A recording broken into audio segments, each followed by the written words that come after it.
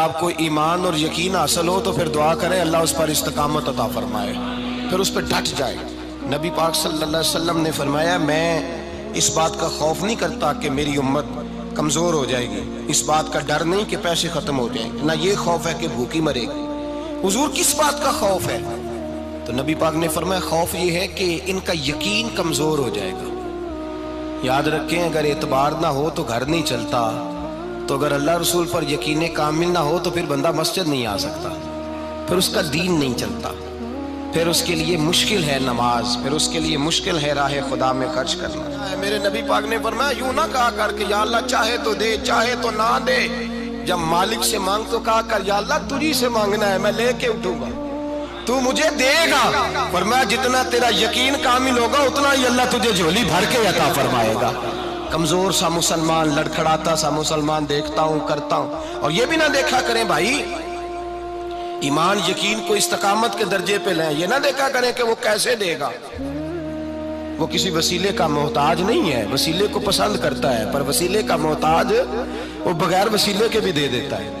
ہر آدمی ماں باپ کے ذریعے پیدا ہوتا ہے، اگر پیدا کرنا چاہے تو جناب عیسیٰ کو بغیر باپ کے پیدا کر دیتا ہے، اگر پیدا کرنا چاہے تو حضرت آدم کو بغیر ماں اور باپ کے پیدا کر دیتا ہے۔ جب یقین رکھیں، یقین قرآن مجید پڑھیے، حضرت موسیٰ علیہ السلام فرعون کے دربار میں کھڑے ہیں، چاروں جانب دشمن ہی دشمن ہے، جادوگر آ گئے، انہوں نے سانپ چھوڑے، حضرت موسیٰ کے ہاتھ میں ڈنڈا تھا، حضرت موسیٰ کہتے ہیں یا اللہ کیا کروں؟ تو اللہ تعالیٰ نے فرمایا اپنا عصا پھینک دو۔ کہنا چاہیے تھا نا کہ یا اللہ ایک ہی تو شے ہے، اتنے سانپ ہے، بچانے کے لیے ڈنڈا ہے وہ پھینک دوں؟ ڈنڈا پھینکا جاتا ہے، سانپ کو دیکھ کر کے قابو کیا جاتا ہے۔ یہ میرا اور آپ کا ذوق ہے نا، لیکن انبیاء کرام کا انداز ملاحظہ کیجئے میرے عزیزو۔ اللہ فرماتے ہیں ڈنڈا اے موسیٰ ڈال دے اپنا عصا، پہلے نہیں فرمایا کہ سانپ بن جائے گا، فرمایا بس تو ڈال دے۔ میں اور آپ ہوتے ہیں تو سانپ سامنے ہے، ڈنڈا ہاتھ میں ہے، ہم کہیں گے عجیب بات ہے، یہی تو دفاع کی چیز ہے، اسی کو ڈال دوں تو بچوں گا کیسے؟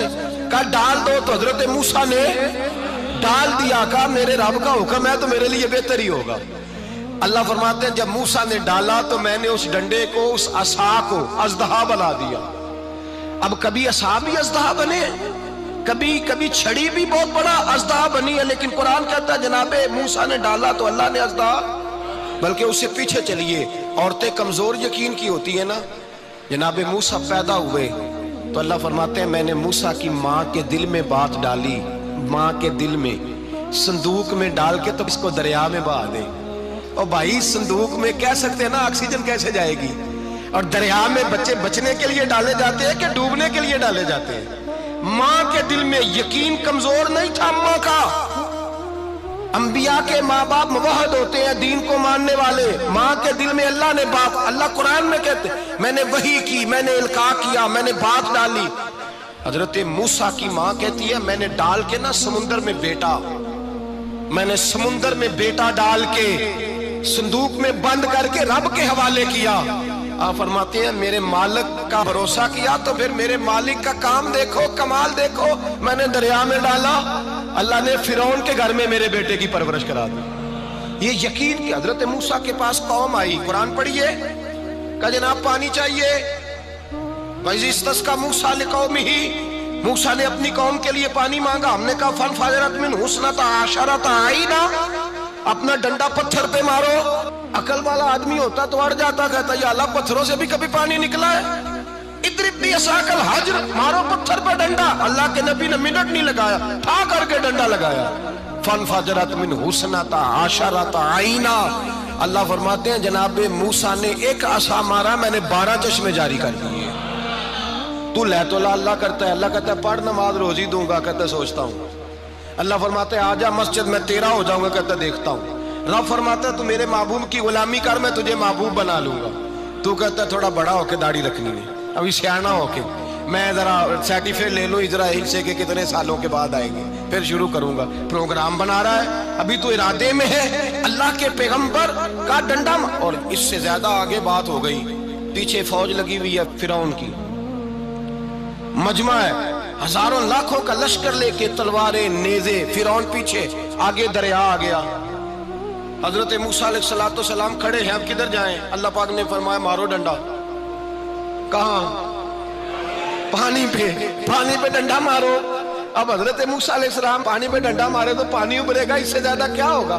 پہلے پتھر پہ ڈنڈا مروایا تو پانی نکلا، اب پانی پہ ڈنڈا مروایا فَإِذْ فَرَقْنَا بِكُمُ الْبَحْرَ فَأَنْجَيْنَاكُمْ وَأَغْرَقْنَا آلَ فِرْعَوْنَ۔ اللہ فرماتے ہیں موسیٰ نے پانی پہ ڈنڈا مارا تو میں نے پانی میں رستے بنا دیے۔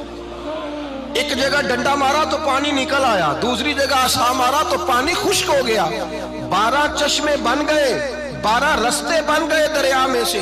حضرت موسیٰ علیہ السلام گزر گئے اور اللہ فرماتے ہیں فرعون بھی آیا تو اسے میں نے غرق کر دیا، اور وہ کھڑا دیکھتا ہی رہ گیا کہ بنا کیا ہے۔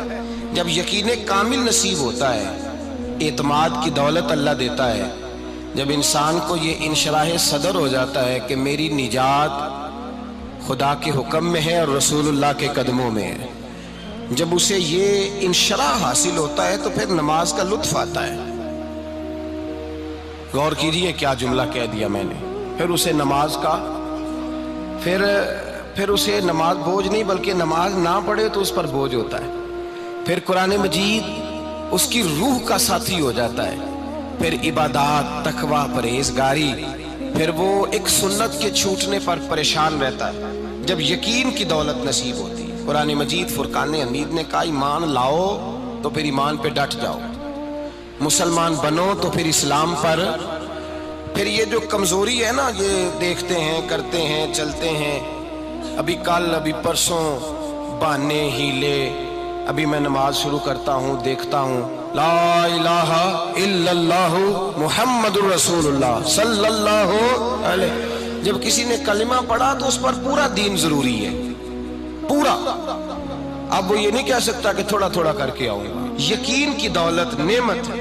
اللہ پاک قرآن مجید میں فرماتے ہیں ان الذین قالوا ربنا اللہ ثم استقاموا، جنہوں نے کہا کہ اللہ ہمارا رب ہے اور پھر وہ اس پر ڈٹ گئے، پھر اس پر وہ کہا تو ڈٹ گئے، کھڑے ہو گئے، نہیں اللہ ہی رب ہے، اللہ ہی دینے والا، اللہ ہی مالک، اللہ ہی ہمارا رازق ہے، رب ہی ہمارا سب کچھ۔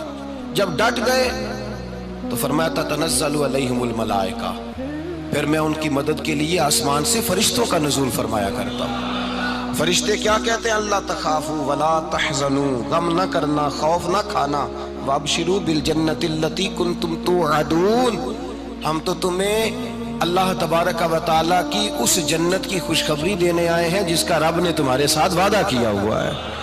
پھر فرشتوں کا نزول ہوتا ہے، لیکن شرط کیا ہے کہ ایمان لائے، اور پھر ایمان پر پھر یہ نہ سوچے کہ وہ کس طرح دے گا، وہ کیسے عطا کرے گا، وہ میری مدد کس طرح کرے گا، نظام کیسے چلے۔ ڈٹ جائے کہے میرے اللہ کا حکم ہے تو میں نے حلال ہی کھانا ہے، میرے رب کا حکم ہے تو میں نے تھوڑے پہ گزارا کرنا ہے، میرے مالک کا حکم ہے تو میں نے اپنی جیب دیکھنی یا دوسرے کی نہیں دیکھنی، میرے رب کا حکم ہے تو میں نے اس کی اطاعت میں رہنا ہے۔ جب ڈٹ جائے گا اللہ کے احکامات پر، جب ڈٹ جائے گا تو اللہ فرماتا ہے پھر میں تیری مدد کے لیے فرشتوں کا نزول کروں گا۔ نبی پاک صلی اللہ علیہ وسلم نے فرمایا 2 دولتیں اگر کسی کو اللہ دے دے تو سمجھے اللہ نے اسے دنیا کی سب سے زیادہ دولت عطا فرما دی۔